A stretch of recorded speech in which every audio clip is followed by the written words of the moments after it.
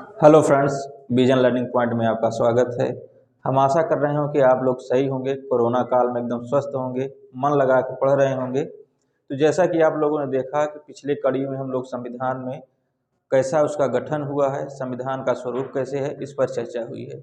आज हम लोग चर्चा करेंगे प्रस्तावना क्या होती है, प्रस्तावना बनाने का उद्देश्य क्या है, प्रस्तावना हमारे संविधान की अंग है कि नहीं है। कई बार प्रश्न पूछा जाता है प्रस्तावना संविधान की अंग है कि नहीं है, प्रस्तावना क्यों लाई गई, प्रस्तावना का मतलब क्या होता है। इन सब के विभिन्न पहलुओं पे जो आपके प्रश्न बनने वाले हैं, इन्हीं सब प्रश्नों के आपके उत्तर मिलेंगे। तो आइए हम सब देखते हैं प्रस्तावना क्या होती है। प्रस्तावना, इसका इंग्लिश में नाम है प्रियम्बल।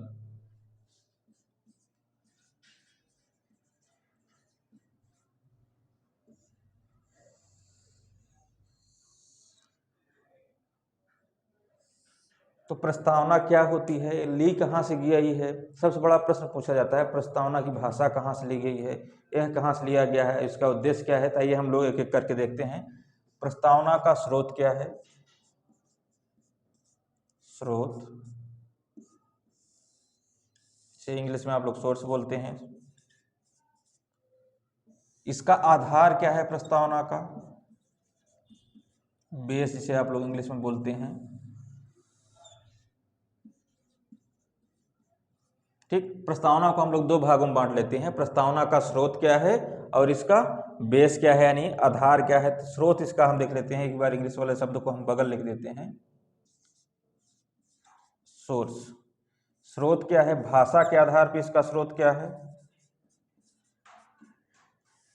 विचार के आधार पर इसका स्रोत क्या है। स्रोत कहने का मतलब कि ये चीज आप समझ लीजिए, ली कहाँ से गई है। सीधे शब्दों में, सामान्य शब्दों में प्रश्न पूछा जाता है कि यह शब्द कहाँ से लिया गया है। यानी प्रस्तावना, हमने बताया था आपको पिछले वीडियो में, लगभग 60 देशों के संविधान का संविधान निर्माताओं ने अवलोकन किया। उस अवलोकन के बाद जो मूल मूल बातें थी उसको स्वीकार किया और संविधान सभा में उस पर बहस हुई और चर्चा करने के बाद संविधान बना हमारा। तो प्रस्तावना कहाँ से ली गई है, यानी प्रश्न पूछा जाता है प्रस्तावना की भाषा कहाँ से ली गई है। तो भाषा प्रस्तावना की ऑस्ट्रेलिया से ली गई है, ऑस्ट्रेलिया से।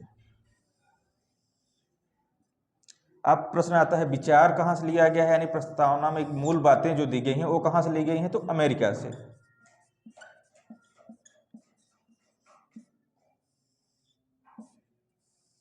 अमेरिका से विचार इसका लिया गया है। भाषा कहाँ से ली गई है, ऑस्ट्रेलिया से। तो आइए हम देखते हैं एक बार फिर से। प्रस्तावना में पूछा जाता है प्रस्तावना का स्रोत क्या है। तो सबसे पहले पूछा जाता है इसकी भाषा प्रस्तावना की कहाँ से ली गई है। तो भाषा कहाँ से ली गई है, भाषा ऑस्ट्रेलिया से ली गई है। प्रस्तावना का विचार कहाँ से आया, विचार आया अमेरिका से। भाषा को लैंग्वेज कहेंगे इंग्लिश में, विचार को थॉट्स बोलेंगे हम लोग। उसके बाद आइए हम देखते हैं कि इसका आधार क्या है प्रस्तावना का। तो आप लोगों ने देखा होगा संविधान सभा में एक उद्देश्य प्रस्ताव पेश किया गया था। उद्देश्य प्रस्ताव किसने पेश किया था, पंडित जवाहरलाल नेहरू ने। उद्देश्य मैं लिख के बता देता हूं आपको, उद्देश्य प्रस्ताव, जो उद्देश्य प्रस्ताव पेश किया गया था आपके संविधान सभा में, इसे पंडित जवाहरलाल नेहरू जी ने, किसने, JL नेहरू जी ने पेश किया था। प्रश्न बनता है कब पेश किया था, 13 दिसंबर 1946 को यह प्रस्ताव पेश करने वाले थे। ऑब्जेक्टिव रिजोल्यूशन कौन पेश किया था, पंडित जवाहरलाल नेहरू जी ने। यह प्रस्ताव जो आपका था, यानी उद्देश्य प्रस्ताव जो था संविधान सभा में 13 दिसंबर 1946 को पेश किया गया। उसके बाद ये स्वीकार कब किया गया, यानी संविधान सभा में जब प्रस्तुत हुआ तो स्वीकार कब किया गया, तो 22 जनवरी 1947 को स्वीकार कर लिया जाता है। देखिएगा फिर से, जो आपका ऑब्जेक्टिव रिजोल्यूशन संविधान सभा में लाया गया था, कब लाया गया था ऑब्जेक्टिव रिजोल्यूशन, यानी क्या, उद्देश्य प्रस्ताव संविधान सभा में आपके कब लाया गया था, 13 दिसंबर 1946 को। उद्देश्य प्रस्ताव किसने लाया था, उद्देश्य प्रस्ताव पंडित जवाहरलाल नेहरू जी ने लाया था। जैसे मैं आपको यहाँ पे नाम लिया दूँ, जवाहरलाल नेहरू जी ने लाया था। उसके बाद यह प्रस्ताव जब आया था 13 दिसंबर को, तो प्रश्न पूछा जाता है कि उद्देश्य प्रस्ताव पास कब हुआ। पास यानी स्वीकार कब कर लिया गया? 22 जनवरी 1947 का। यही उद्देश्य प्रस्ताव जो आपका है, उद्देश्य प्रस्ताव ही आपकी प्रस्तावना बनती है। क्या बनती है? उद्देश्य प्रस्ताव। यही उद्देश्य प्रस्ताव आपका प्रस्तावना बनती है। इसी को आप लोग देखे होंगे कहीं कहीं उद्देशिका भी लिखा रहता है, उद्देशिका भी लिखा रहता है, उद्देशिका भी लिखा रहता है। किसको? प्रस्तावना को ही कई जगह उद्देशिका भी पढ़ा जाता है। तब आपको यहाँ पे 3 प्रश्न निकल के आते हैं। कौन कौन से प्रश्न निकल के आते हैं? हमारी प्रस्तावना की भाषा कहाँ से ली गई है? भाषा ऑस्ट्रेलिया से ली गई है। विचार कहाँ से लिया गया है? अमेरिका से। और इसका आधार क्या है प्रस्तावना का? प्रस्तावना का आधार जो हमारे संविधान सभा में उद्देश्य प्रस्ताव पेश किया गया था, वही हमारे प्रस्तावना का एक आधार बनता है। कब पेश किया गया था? 13 दिसंबर 1946 को। पास कब हुआ यानी स्वीकार कब किया? 12 जनवरी 1947 को। तो आइए हम आगे देखते हैं।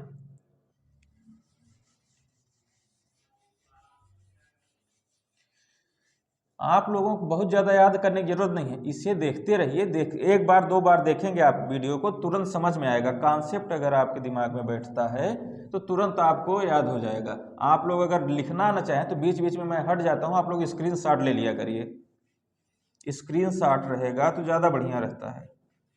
कहीं भी आप रहें, तुरंत मोबाइल तो इस्तेमाल ही करते हैं, उससे आप देख सकते हैं। तब आइए हम देखें प्रस्तावना में क्या लिखा गया है। जैसे आप लोग कई जगह पढ़ते होंगे, एनसीईआरटी बुकों में, हर बुक में लगभग सभी बुकों में संविधान की कुछ मूल बातें, जिससे प्रस्तावना किसी में लिख दिया, किसी में मूल अधिकार लिख देता है, कहीं लिख दे रहा है राज्य के निर्देशक तत्व। तो आप घबराना नहीं है कि सर बता नहीं रहे हैं कि 22 भाग कब बताएंगे, 25 भाग क्यों बोला जाता है, कहीं 22 क्यों बोला जा रहा है, 395 अनुच्छेद कहाँ है, मूल क्या होता है, वर्तमान में क्या। इन सब को हम पूरी विस्तृत चर्चा करेंगे आगे वाली क्लासों में। आज हम लोग प्रस्तावना में क्या होता है? हम भारत के लोग, हम भारत के लोग, भारत के लोग भारत को, ठीक देखिएगा ठीक से आप लोग। प्रस्तावना में क्या आता है?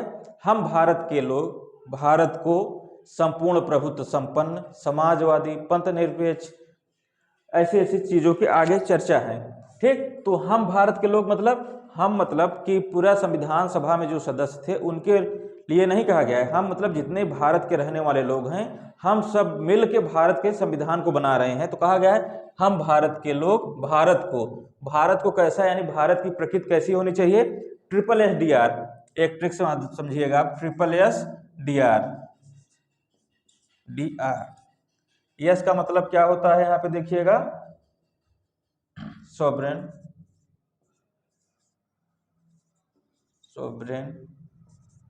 सोशलिस्ट, सेकुलर, डेमोक्रेटिक था रिपब्लिक। सोवरेन मतलब होता है संप्रभु। मैं दूसरे मार्कर से लिख दे रहा हूं, संप्रभु। आपका सोशलिस्ट मतलब समाजवादी,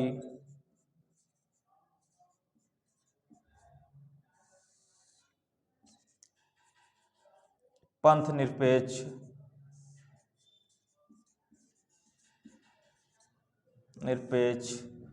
लोकतांत्रिक,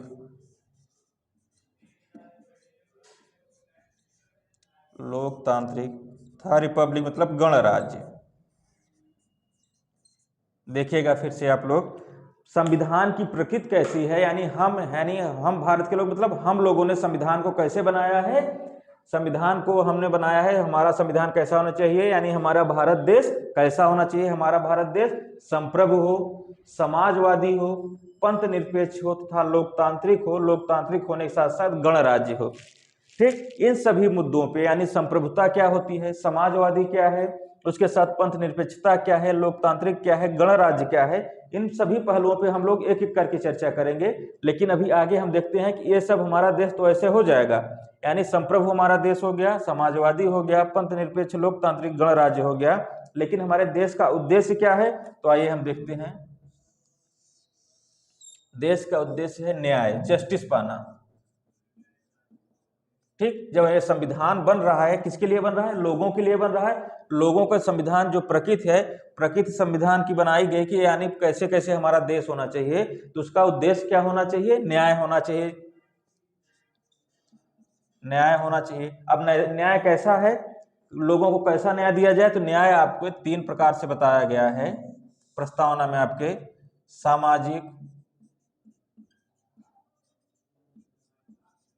सामाजिक न्याय, आर्थिक न्याय और राजनीतिक न्याय की बात की गई है। राजनीतिक न्याय कैसा कहा गया है? आपके न्याय के संविधान जो हमारा है बन रहा है, देश की प्रकृति तो ऐसी हुई, उसका उद्देश्य क्या है? लोगों को न्याय मिले। न्याय कैसे मिलना चाहिए? सामाजिक न्याय मिलना चाहिए, आर्थिक न्याय मिलना चाहिए, राजनीतिक न्याय मिलना चाहिए। अब न्याय तो मिल गया हमें, मान लीजिए इससे न्याय मिल रहा है, उसके बाद और क्या उद्देश्य होना चाहिए? एक उद्देश्य होना चाहिए हमारे संविधान का, स्वतंत्रता। स्वतंत्रता, लिबर्टी। स्वतंत्रता कैसी होनी चाहिए आपको हम बता रहे हैं। पहले एक बार मैं इंग्लिश में लिख दे रहा हूं इसका। स्वतंत्रता 5 प्रकार की बताई गई है। कैसी? विचार की स्वतंत्रता, अभिव्यक्ति की स्वतंत्रता,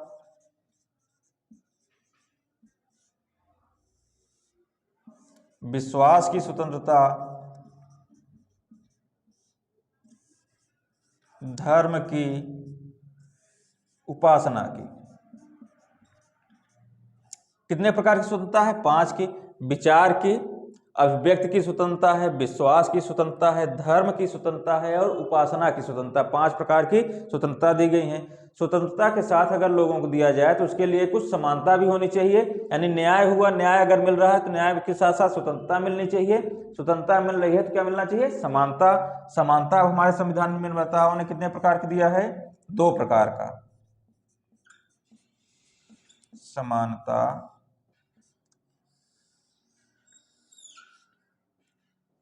मैं यहां लिख दे रहा हूं, प्रतिष्ठा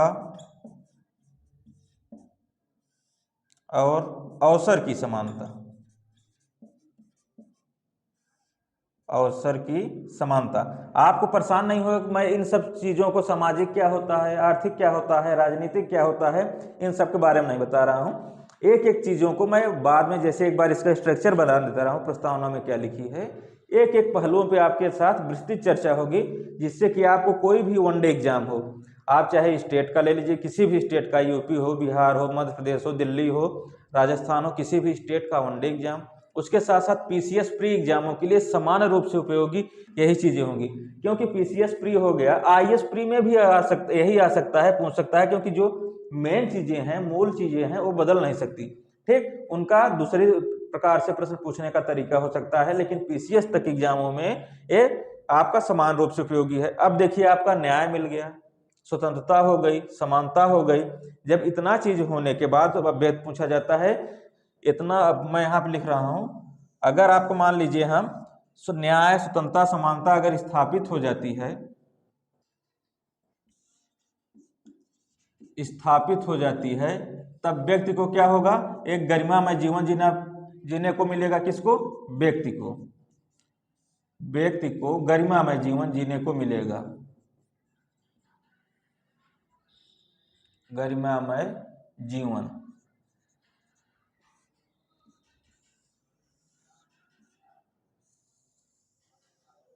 जब लोगों को न्याय मिलेगा, स्वतंत्रता मिलेगी, समानता मिलेगी, तो गरिमामय जीवन यानी स्थापित क्या होगा? व्यक्ति का गरिमामय जीवन। जब गरिमामय व्यक्ति का जीवन मिलेगा तो उससे क्या बढ़ेगा? बंधुत्व बढ़ेगा।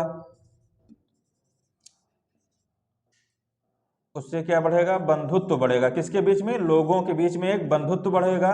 ठीक, जब बंधुत्व बढ़ेगा तो उससे क्या उत्पन्न होगा? बंधुत्व से बढ़ेगा तो एकता उत्पन्न होगी। एकता के साथ साथ अखंडता आएगी। एकता के साथ साथ क्या आ जाएगी? अखंडता आएगी।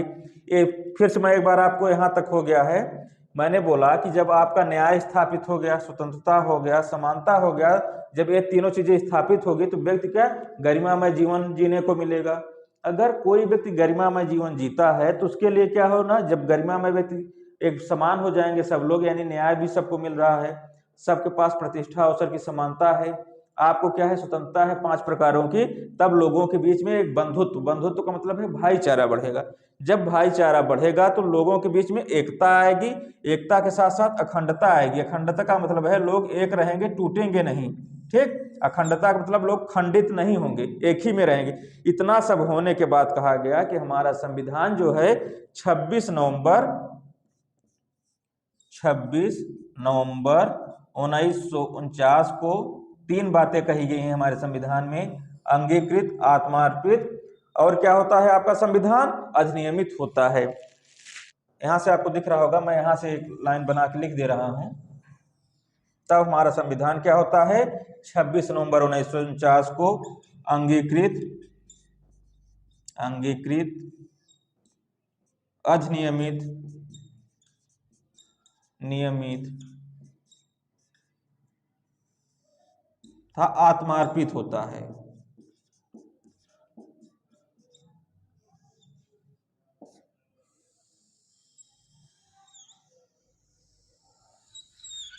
ये हमारी जो प्रस्तावना है, प्रस्तावना की सारी मूल बातें, यही मूल बातें हैं हमारी प्रस्तावना में, यही सब की लिखेंगे। इसी पर से विभिन्न प्रकार के प्रश्न आपसे एग्जामों में पूछे जाते हैं। अब प्रश्न कैसे बन रहे हैं, आपको कैसे इसको पढ़ना है, कैसे आपको याद होगा, एक स्ट्रक्चर जो मैंने बनाया है, इसी स्ट्रक्चर को आपको अच्छे से मैं समझाने की कोशिश करता हूँ। आप लोग एक बार फिर से देखेंगे, तुरंत याद हो जाएगा। आइए देखते हैं हम लोग फिर से। प्रस्तावना में लिखा क्या गया, हम भारत के लोग, भारत को यानी भारत को हम कैसा बनाना चाहते हैं, SSDR मतलब संप्रभु बनाना चाहते हैं, सॉवरेन बनाना चाहते हैं, संप्रभु। समाजवादी हमारे भारत का स्वरूप कैसा होना चाहिए, संप्रभु होना, यानी संप्रभुता हो, समाजवादी हो, पंथ निरपेक्ष हो, लोकतांत्रिक हो, गणराज्य हो, यानी हमारे भारत का प्रकृति कैसी होनी चाहिए, इस प्रकार की प्रकृति हो। जब भारत की प्रकृति इस प्रकार की हो जाएगी तो उसका कुछ उद्देश्य होगा। तो देश में कैसा उद्देश्य है, एक न्याय होना चाहिए भारत में। कैसा न्याय होना चाहिए, 3 प्रकार की न्याय की बात हमारे दिया गया है संविधान में, प्रस्तावना में, सामाजिक न्याय, आर्थिक न्याय और राजनीतिक न्याय। कई बार एग्जामों में प्रश्न बना है कि न्याय कितने प्रकार का संविधान में दिया गया है, 3 प्रकार का, सामाजिक न्याय, आर्थिक न्याय और राजनीतिक न्याय। उसके बाद प्रश्न बना है स्वतंत्रता कितने प्रकार की होती है, देखिएगा आप, स्वतंत्रता 5 प्रकार की होती है। 5 प्रकार की स्वतंत्रता होती है, विचार की स्वतंत्रता, अभिव्यक्ति की स्वतंत्रता, विश्वास की, धर्म की और उपासना की स्वतंत्रता होती है, ठीक। अब बात करती है समानता कितने प्रकार की बात की गई है हमारे संविधान में, 2 प्रकार की समानता की बात की गई है। एक आपके प्रतिष्ठा की बात की गई है, एक अवसर की समानता की बात की गई है। कहाँ पे, आपके प्रस्तावना में प्रश्न बनते हैं कि समानता कितने प्रकार की होती है, समानता 2 प्रकार की है, प्रतिष्ठा की और अवसर की। उसके बाद इतना चीज जब मिल जाता है, न्याय मिल गया, स्वतंत्रता मिल गई, समानता मिल गई, तो क्या स्थापित हो जाए, व्यक्ति को गरिमामय जीवन जीने की एक अवधारणा आती है, यानी व्यक्ति स्वतंत्र रूप से गरिमामय जीवन जी सकता है। फिर मैं इधर से दिखाता हूं आपको। उसके बाद क्या होगा, इतना होने के बाद बंधुत्व लोगों के बीच में आएगा। बंधुत्व आएगा तो क्या आएगी, एकता आएगी लोगों के बीच में, अखंडता आएगी। और इतना पूरा स्वरूप होने के बाद हमारे प्रस्तावना में लिखा गया है कि इतना सब होने के बाद प्रस्तावना हमारी 26 नवंबर 1949 को संविधान हमारा अंगीकृत होता है, अधिनियमित होता है, आत्मार्पित होता है। इतनी सब चीजों की चर्चा हमारी प्रस्तावना में दी गई है। तो आप इसको देखिएगा, केवल यही मूल बातें हैं जो हमारे प्रस्तावना में दी गई हैं, इससे हट के, इससे इतर कुछ चीजें नहीं दी गई हैं। तो आइए हम एक एक करके अब समझने की कोशिश करते हैं कि संप्रभुता क्या होती है, समाजवादी क्या है, पंथ निरपेक्ष क्या है, लोकतांत्रिक क्या है, गणराज्य क्या है। इन सब चीजों पे एक एक करके हम लोग चर्चा करते हैं। आइए देखते हैं।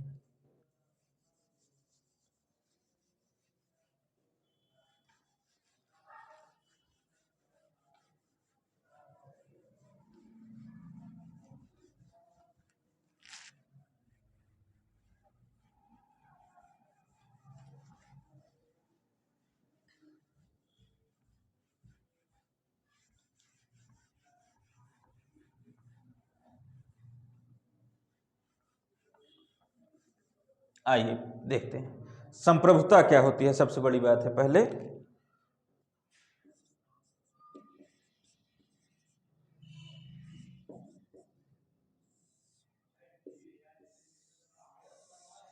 कोई देश संप्रभु कैसे है, कैसे माना जाएगा, पहली बात तो प्रश्न पूछा जाता है भारत की संप्रभुता कहाँ निवास करती है। देख लीजिए फिर से एक बार प्रश्न क्या पूछा जाता है, भारत की संप्रभुता, भारत की संप्रभुता, संप्रभुता कहाँ निवास करती है, भारत के लोगों में, भारत के लोगों में।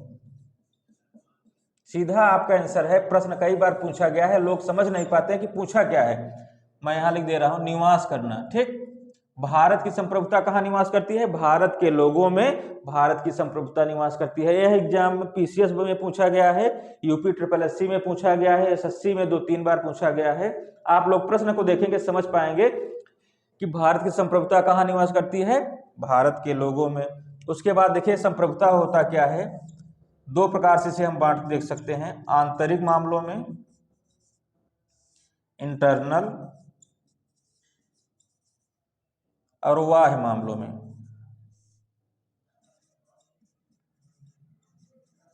देखिएगा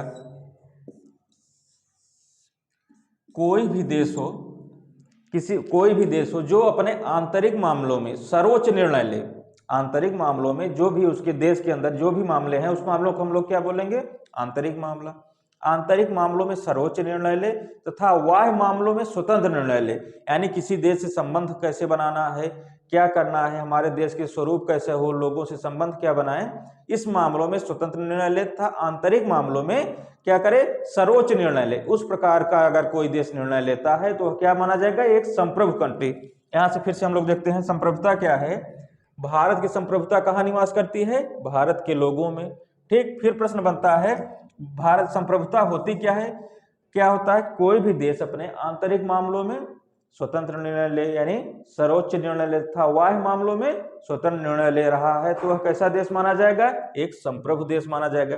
अब कई बार प्रश्न बना है, यूपी ट्रिपल एससी में वही बना है तथा एसएससी में बना है, सीजीएल में, यूपीएसआई पुलिस में भी बना है, पीसीएस में बना। प्रश्न क्या बना है, नाम मात्र की संप्रभुता किसमें होती है। भारत की अगर हम बात करें, यहाँ पे हम अगर भारत के बारे में चलें, भारत की संप्रभुता, क्योंकि हम लोग भारत की चर्चा कर रहे हैं, भारत की संप्रभुता की अगर हम बात करें तो नाम मात्र की संप्रभुता किसमें निवास करती है,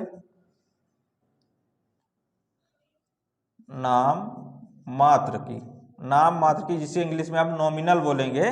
नाम मात्र की संप्रभुता का हेड कौन होता है, भारत में हम बात करें तो प्रेसिडेंट यानी राष्ट्रपति, राष्ट्रपति।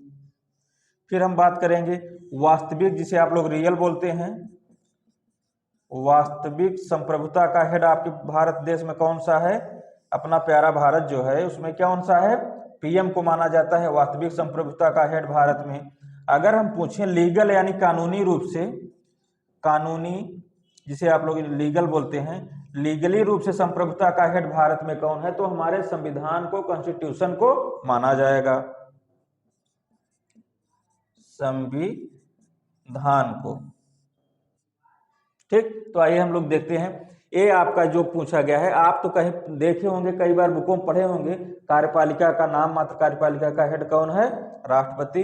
वास्तविक कार्यपालिका का हेड कौन सा है, प्रधानमंत्री है।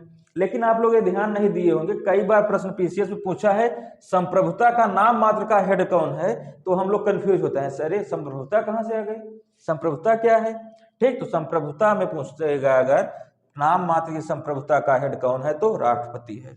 नाम मात्र की वास्तविक कार्य का हेड कौन है संप्रभुता का, तो प्रधानमंत्री है।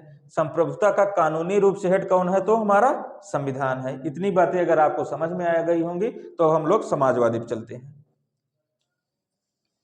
तनाव लेकर नहीं पढ़ना है, एक एक चीजों को, ट्रिक को आपको सीखते चलना है। ट्रिक क्या है, आप लोग एकदम इजी, जो आपके दैनिक जीवन में घट रहा है वही आपके संविधान है, कानून है, और इससे हट के कुछ नहीं है। पेशेंस बना के आप लोग पढ़ते रहेंगे तो अच्छे से आपको तैयारी हो जाएगी किसी भी एग्जाम को। एग्जाम छोटा या बड़ा नहीं होता। आइए हम लोग समझने की कोशिश करते हैं समाजवादी।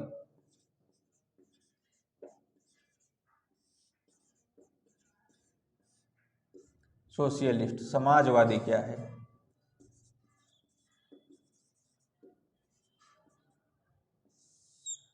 समाजवादी क्या है, पहली बात तो हमारे एग्जाम में कई बार प्रश्न बने हैं, समाजवादी क्या हमारे मूल संविधान में या फिर मूल प्रस्तावना में शब्द था, तो तो ऐसा समाजवादी हमारे मूल प्रस्तावना में शब्द नहीं था। तो यह प्रश्न कब आया, इसकी शुरुआत कैसे हुई, इन सब पे हम लोग चर्चा करेंगे।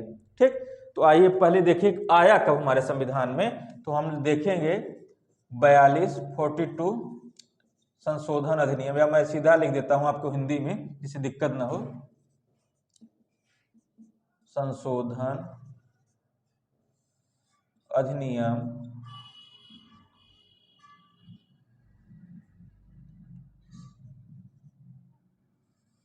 42 संशोधन अधिनियम 1976 में।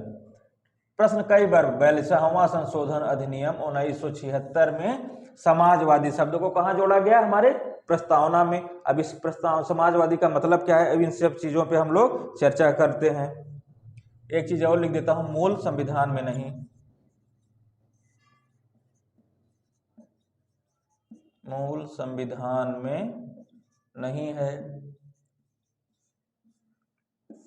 अब समाजवादी क्या है, समाजवादी का मतलब क्या है कि जो कोई भी लोग हों उनका क्या हो, समाज का नियंत्रण हो किसी भी देश की अर्थव्यवस्था में। मूलतः अर्थव्यवस्था से संबंधित अवधारणा होता है। इसमें समानता सबसे महत्वपूर्ण होती है, समानता सबसे महत्वपूर्ण होती है समाजवादी में।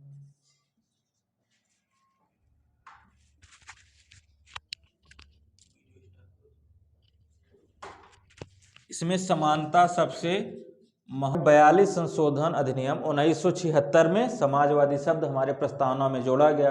अब समाजवादी क्या होता है, इसका विचार कहाँ से आया, इन सब चीज़ों पे, इन पहलुओं पे हम लोग आइए चर्चा करते हैं। समाजवादी शब्द जो है हमारे मूल संविधान में नहीं था। इसमें समाजवादी में समानता जो होती है सबसे महत्वपूर्ण चीज है। क्या है, समानता जो होती है सबसे महत्वपूर्ण चीज होती है हमारे समाजवादी विचार में। इसमें शोषण की समाप्ति की बात होती है, किसमें, समाजवादी में। अब ये क्या है, मूलतः अर्थव्यवस्था की अवधारणा आधारित है। किस पे, मूलतः अर्थव्यवस्था की अवधारणा, अर्थव्यवस्था की अवधारणा पर आधारित है। इसमें अर्थव्यवस्था किसी देश की कैसी हो, इन सब पहलुओं पे चर्चा की गई है। तो इन्हीं सब में आप लोग देखे होंगे उदारवाद आता है, मार्क्सवाद, समाजवाद, साम्यवाद, ये सब क्या है, ये अर्थव्यवस्था के एक मॉडल हैं। कैसे मॉडल हैं, एग्जाम में बना है, कई बार प्रश्न बना है। उदारवाद का विचार किसने दिया, जॉन लॉक ने दिया। मार्क्सवाद का विचार किसने दिया, कार्ल मार्क्स ने दिया। समाजवाद का विचार किसने दिया, लेनिन ने दिया। साम्यवादी विचार कौन दिया, माओ से तुंग। अब उदारवाद में होता क्या है, उदारवाद में कहा जाता है कि इसमें जो भी संपत्ति होती है उस पर सरकार का नियंत्रण नहीं होता है, सरकार का नियंत्रण नहीं। जब सरकार का नियंत्रण नहीं है तो नियंत्रण किसका होगा, इस पे निजी क्षेत्र का नियंत्रण होगा। यानी जो निजी क्षेत्र हैं वो क्या करेंगे, अर्थव्यवस्था को नियंत्रित करेंगे और इसमें सरकार अपनी कोई भूमिका नहीं निभाएगा। ये कहा, पूर्व के देश जो थे, पूर्व से पश्चिम की ओर विचार का ट्रांसफर हुआ, तो उसमें सबसे पहले क्या आया यूरोप में, उदारवाद। उदारवाद की चर्चा हुई। उसके बाद कार्ल मार्क्स आते हैं, तो कार्ल मार्क्स विचार देते हैं मार्क्सवादी विचार। मार्क्सवादी विचार में होता क्या है, इन्होंने कहा कि जो भी संपत्ति है, स्कूल हैं, विद्यालय हैं, कॉलेज हैं, सरकारी भवन है, इन सब का निर्माण मजदूरों ने किया। तो जो भी संपत्ति है उसका मालिक कौन होना चाहिए, मजदूर होने चाहिए। इस वजह से इन्होंने जो विचार दिया उसको हम कहते हैं मार्क्सवादी विचार, यानी मार्क्सवादी विचारधारा को प्रतिपादन किया कार्ल मार्क्स ने। फिर आता है समाजवादी, जो भी संपत्ति है समाज के लोगों द्वारा नियंत्रित होनी चाहिए। किसके द्वारा, समाज के लोगों द्वारा नियंत्रित होनी चाहिए। इस टाइप का विचार जो है वो लेनिन ने दिया। मार्क्सवादी ने कहा जो भी है लेबर जो होते हैं, लेबर द्वारा नियंत्रित अर्थव्यवस्था होनी चाहिए। मार्क्स का विचार है, समाज की बात करते हैं लेनिन, कि जो भी अर्थव्यवस्था है समाज समतापूर्ण रूप से, यानी हर व्यक्तियों को समान रूप से मिले। फिर माओ से तुंग आते हैं, कहते हैं साम्यवादी, ये समुदाय की बात करते हैं कि जो भी अर्थव्यवस्था का कंट्रोल होगा समुदाय के माध्यम से होगा। इस विचार को क्या कहा जाता है, माओ से तुंग का विचार किया जाता है। अब आइए प्रश्न क्या बनेगा, समाजवादी जो विचारधारा है किस अधिनियम के तहत आया, 42वां संशोधन अधिनियम 1976 के तहत आया। सबसे बड़ा प्रश्न बनता है, इसमें क्या चीज सबसे महत्वपूर्ण होती है, समानता सबसे महत्वपूर्ण होती है, शोषण की समाप्ति करती है। आपके एग्जाम में, वनडे एग्जाम में सिर्फ ए प्रश्न पूछा जाता है, क्या होता है, बाकी पीसीएस वगैरह में इस टाइप के प्रश्न बनते हैं। आप देखेंगे उदारवाद क्या होता है, इसमें कई बार प्रश्न वन एग्जाम में बना है। तो जॉन लॉक ने दिया है उदारवाद पे। कार्ल मार्क्स को किसने दिया है, जो मार्क्सवादी विचारधारा है, कार्ल मार्क्स ने। समाजवादी विचारधारा किसने दिया है, लेनिन ने। साम्यवादी विचारधारा किसने दिया है, माओ से तुंग ने दिया है। इसके बाद आइए हम लोग देखते हैं समाजवादी भारत में अर्थव्यवस्था कैसी है।